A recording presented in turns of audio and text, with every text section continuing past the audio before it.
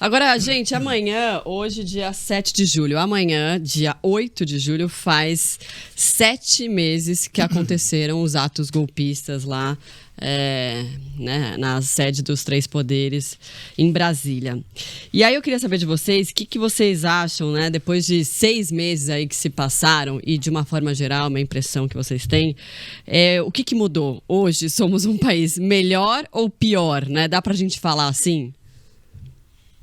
Olha, é difícil avaliar. Eu acho que hoje nós somos um país bem melhor do que éramos nos últimos 4 anos, né? Porque o que aconteceu no 8 de janeiro foi um reflexo do que o ex-presidente Jair Bolsonaro vinha plantando ao longo de 4 anos, né? Ele passou 4 anos atacando as instituições. A gente não pode afirmar de forma peremptória que ele tem responsabilidade criminal em relação ao que aconteceu, jurídica, mas responsabilidade política não há dúvida nenhuma. Então, na minha humilde opinião, a gente está muito melhor agora, né? Estamos longe ainda de atingir, né, um nível bom para o nosso país do ponto de vista econômico, social, mas estamos numa situação que não temos mais, né, ameaças, né, de rupturas institucionais que tivemos, né, até um tempo atrás. Você acha que não tem mais essa ameaça? Nesse momento não, né? Mas eu espero que tudo isso seja muito bem apurado, porque a gente está acompanhando, é claro, CPI, Polícia Federal, tal. Não há dúvida nenhuma que o que aconteceu no dia 8 de janeiro foi um desastre do ponto de vista da segurança, né? As pessoas não deveriam ter chegado aonde elas chegaram. Foi um fracasso total. Resta saber se foi por incompetência ou por conivência, né? E o que a gente tem acompanhado, né, mostra que houve muita conivência. Daqueles que eram responsáveis por prover a segurança lá em Brasília e não providenciaram, né? Então tem vários personagens aí que estão sendo investigados, já foram presos também, que a gente espera, né, que realmente a verdade chegue, né? O Anderson Torres, por exemplo, que foi ministro da Justiça do Bolsonaro, era o secretário de Segurança. Como é que o cara assume a Secretaria de Segurança do DF, né, às vésperas da passagem, da mudança da presidência, e aí ele viaja para os Estados Unidos, para Orlando, onde estava o presidente Bolsonaro? Como é que eles liberam a entrada na Praça dos Três Poderes na noite anterior? Aquelas pessoas não caíram de paraquedas, né? As pessoas estavam se movimentando. Tudo aquilo foi programado. Exatamente. Tudo aquilo lá foi um planejamento. Não tem guerrilha. Ataque de mesma coisa. Aquilo foi planejado. E aquilo não foi planejado de uma terça para quarta-feira. Não. Então aquilo lá foi tão grotesco, foi tão nojento assistir tudo aquilo, mas para mim, eu não sei para vocês, aquilo já iria acontecer. Aquilo já estava programado. Nos bastidores do antigo poder, isso já estava programado. Porque isso lá atrás era... Então, o reflexo daquilo que se acontece hoje é o reflexo do que se geria lá atrás, do que se tinha lá atrás, do que se podia lá atrás, da forma com que se falava. Porque a voz é um comando. A voz é um comando de educação, comando de ataque. A voz de um político, de um chefe de Estado, uma Câmara de Vereadores, a voz de um vereador faz muito efeito, de um prefeito. Também faz.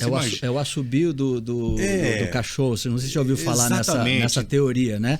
É aquele apito do cachorro lá que ele não é ouvido de forma, vamos dizer, geral, mas as pessoas que estão envolvidas num determinado contexto, elas escutam. Então, o Bolsonaro passou 4 anos apitando, né? E as pessoas realmente estavam escutando. Agora, o que eu acho que é importante a gente ressaltar, eu fui militar durante 6 anos, fui oficial do Exército durante 6 anos.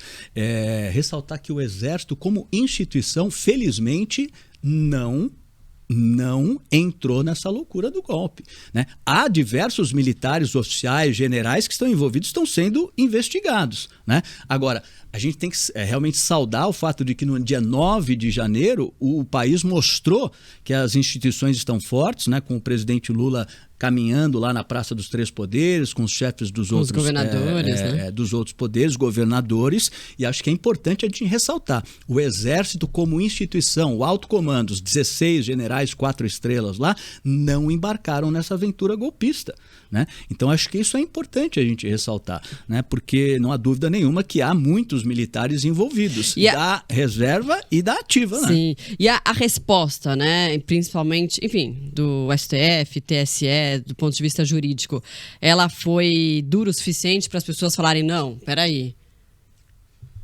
Eu acho que está sendo, né? Eu Você acho vê que quantas está centenas de gente, centenas de pessoas, né?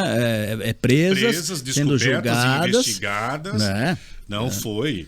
Mas aquilo foi um escracho tão grande que foi a grande prova. Quando eu vi aquilo pela televisão, eu falei, agora entendo porque realmente o Brasil não podia ficar naquilo. Não dava. Tinha que ser sabe, independente de partido. Na hora que a gente viu aquilo lá, falei, tá dada a resposta do que era. Essa questão do ódio. O ódio nunca venceu nada. Absolutamente. Não estou falando de partido. Eu detesto a coisa partidária. Eu não sou. Mas eu sou da paz, sabe? Então o ódio nunca gerou nada. E o que a gente viu lá, mais uma vez, foi ódio. Sim. Ódio. Sim, aquela ideia da política que não enxerga o adversário como um adversário, mas como um inimigo. Isso é extremamente perigoso. Eu gostava de ver o Maluf brigando com o Brizola, o Quércia. Tem uma discussão deles, acho que no Roda Viva. Assim, histórica. Mas era uma coisa folclórica. Mas morria depois da bancada. Não tinha atos de perseguição, de nada. Então, quem conhece inimigos do passado? Vocês não viram o Maluf brigar? Vamos lá, Paulo, vamos desenterrar. O Quercia tem, né, históricos de brigas de também, inimigos, né? Mas Brizola, né? O Jânio Quadros. Quadros, era uma coisa. E todo mundo sobreviveu, ninguém não tinha o que a gente viu.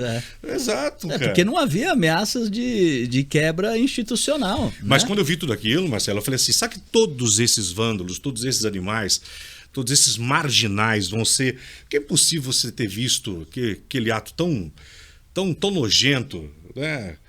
Quebrando tudo, invadindo, aquela gente tão assustadora, tão marginal. Eu falei, será que não vai ter punição? Vai pegar 2, 3? Isso eu falei. Porque isso agora todos, a questão da lei e da justiça vai ter que identificar e colocar os principais... Aí que eu passo para você, os organizadores. Sim, porque você encontrou uma minuta do golpe, o que foi encontrado na casa do Anderson Torres, aquela minuta do golpe, era uma coisa simplesmente absurda. O texto dizia lá, grosso modo, que as eleições iam ser anuladas. Só isso, essa era a minuta do golpe. Estava lá na casa do Anderson Torres. Agora, o que tinha no celular do coronel Mauro Cid, nas conversas com outros militares, inclusive da ativa, né, o Lauan, lá, Coronel Lauan, não era uma minuta, era um planejamento completo de um golpe de Estado. E aí eu lembro algo que eu já falei no ar lá na CBN. O Coronel Cid, Tenente Coronel Cid, ele é ajudante de ordens. O que faz um ajudante de ordens? Ele ajuda a cumprir a ordem. Ordem de quê? De quem está acima dele. Eu servi num quartel que era junto com o quartel QG, quartel-general, durante 4 anos, aqui em São Paulo. E lá tinha o ajudante de ordens do general, né?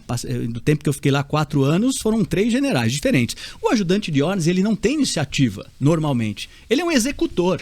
Então isso tem que ser investigado. Né? Quem é o pai dessa criança, dessa minuta que foi encontrada na casa do Anderson Torres? Quem é o pai desse planejamento de golpe que estava no celular lá do coronel do Cid, com as conversas com o Lauan, né, com o Major Ailton, né? Quem é que bolou isso daí? Né? O Galvão, você falou, né, dessa história do alto comando do Exército não aderir, Sim. Enfim, por isso que não aconteceu.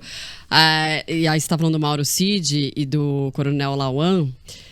Teve aquela conversa, né, que o coronel falou assim, ele precisa convencer o presidente a dar o golpe, Sim. porque senão ele vai ser preso na papuda, né, ficou aquele discurso marcado, eu não tenho as palavras exatas agora, mas basicamente isso, né, assim, falando, você falando pro auxiliar de ordem, ajudante de ordens. Sidão, ele chama Sidão. Sidão. Né, ele é bem baixinho, né, o Cid, né, mas o apelido dele é Sidão. Né? E aí, você tem que falar com o homem lá, quer dizer... E aí ele responde, né, o Sidão, o Mauro Cid, responde assim, não, mas o presidente não vai fazer nada porque o alto comando do Exército não apoia, um negócio assim, né? Sim. E E aí, enfim, eles continuam a conversa lá. Então, assim, aí você fica pensando, mas se ele falasse que o alto comando do exército apoiaria, então ia rolar mesmo, de fato, né? O golpe. Só um detalhe aqui, que dessa conversa e dessas investigações que estão sendo feitas, né? Da CPI, né? Tá sendo feita, mas da Polícia Federal, que já fez um monte de operação, né? A respeito disso. E também dos julgamentos que estão acontecendo, que vão começar agora no STF, né? Em relação a essas pessoas. Mas uma coisa eu acho, subestimaram. Porque existia já algumas coisas... Ou subestimaram ou quiseram que rolasse, né? Não sei, alguns sinais já eram muito claros, de ameaça. Sim. Mas acho que não é que subestimaram, não, já. Deixaram rolar, né? Deixaram rolar. Quem era responsável pela segurança não atuou. Você viu algum soldado do exército ali? Não tinha. O batalhão, cadê o batalhão da guarda presidencial? Ou então dragões da independência que revezam a segurança do palácio? Não tinha ninguém. Não tinha um. A tropa que estava lá, da polícia militar, era uma tropa de alunos. Ali é o quê? CDC, Controle de Distúrbio Civil, né? Tem toda uma doutrina para isso. A primeira é você colocar um efetivo que seja condizente com a turba, né? E aquele efetivo que estava ali era ridículo. Efetivo de alunos, não tinha profissionais ali, não tinha soldado, não tinha cabo, não tinha sargento, eram alunos da Polícia Militar. Então, por que o coronel, o comandante da PM está preso? Por isso, né? Porque é óbvio que eles não queriam impedir a entrada. Por que estão investigando o comandante militar do Planalto, né, o comandante dos dragões, do batalhão de guardas?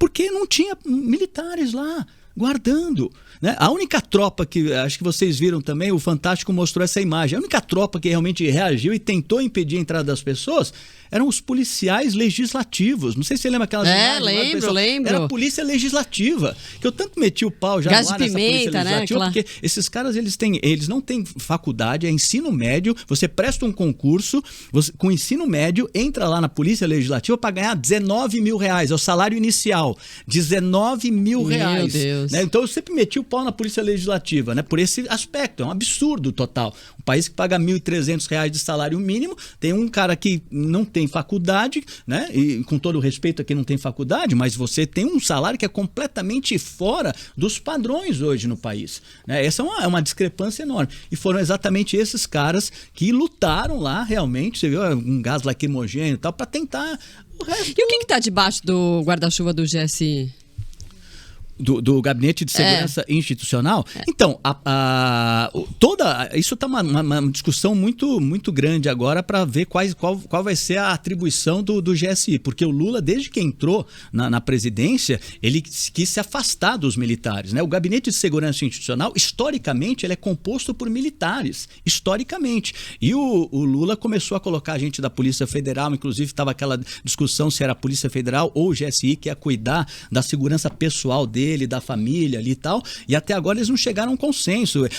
Eles vão fazer um negócio meio híbrido lá que não vai dar certo, né? Porque o policial federal, que é o delegado lá, o chefe, ele não vai querer subordinar ao coronel, ao general ali e tal, é mesmo então tá uma bagunça isso daí. Mas o GSI, ele é um órgão eminentemente militar, né? Mas tá essa bagunça porque o Lula, ele, com uma certa razão, está desconfiando do Exército, né? Como instituição, como eu lembrei, realmente não embarcou, mas tem muita gente, precisa dar uma depurada lá, porque tem muito mal militar, como é o Bolsonaro, no meio da coisa ali, entendeu? Então você precisa fazer uma separação ali dessa coisa, né? Já